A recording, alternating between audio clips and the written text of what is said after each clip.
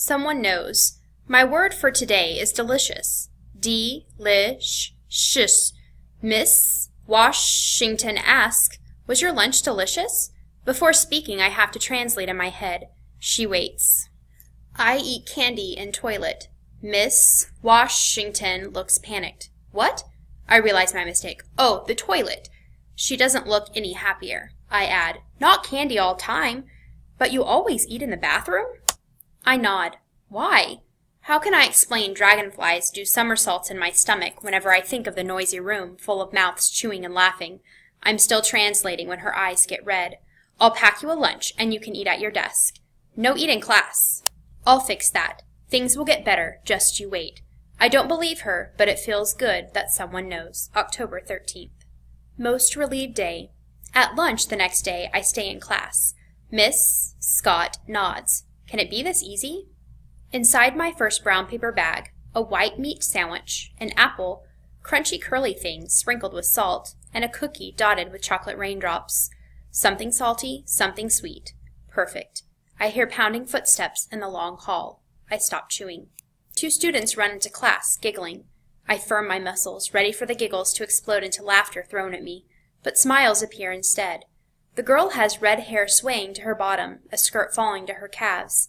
She says Pam. I hear Pem.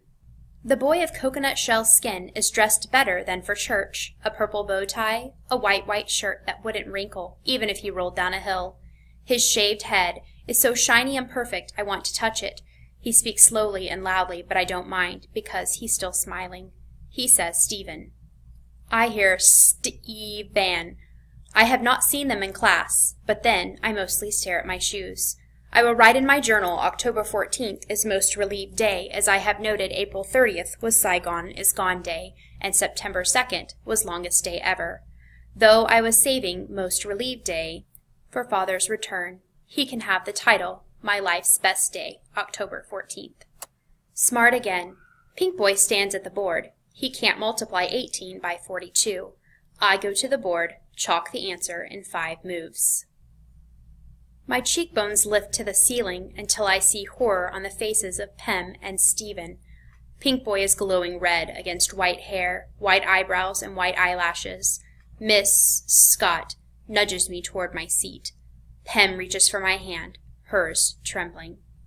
I know Pink Boy will get me, but right now I feel smart. October 20th. Hair.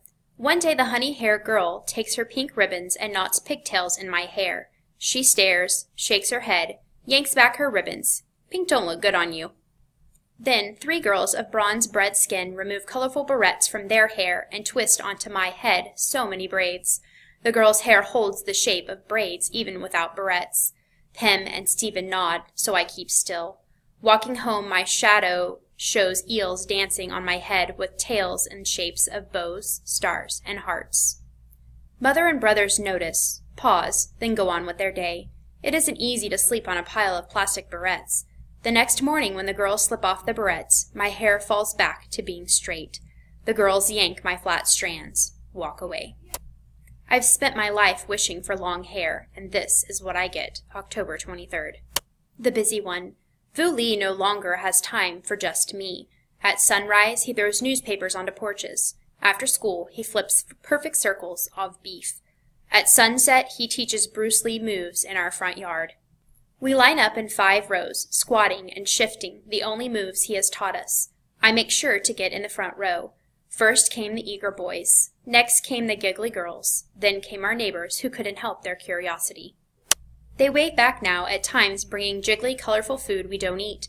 Everyone in Vu Li's class wears yellow. Some even bought suits exactly like Bruce Lee's. Brother Quang and Koi joined too. Once I saw Mother behind the curtain, smiling. I squatted low and sturdy then, October 28th. War and Peace. Miss Scott shows the class photographs of a burned naked girl running, crying down a dirt road, of people climbing, screaming, desperate to get on the last helicopter out of Saigon. Of skeletal refugees crammed aboard a sinking fishing boat, reaching up to the heavens for help. Of mounds of combat boots abandoned by soldiers of the losing side. She's telling the class where I'm from. She should have shown something about papayas and Tet.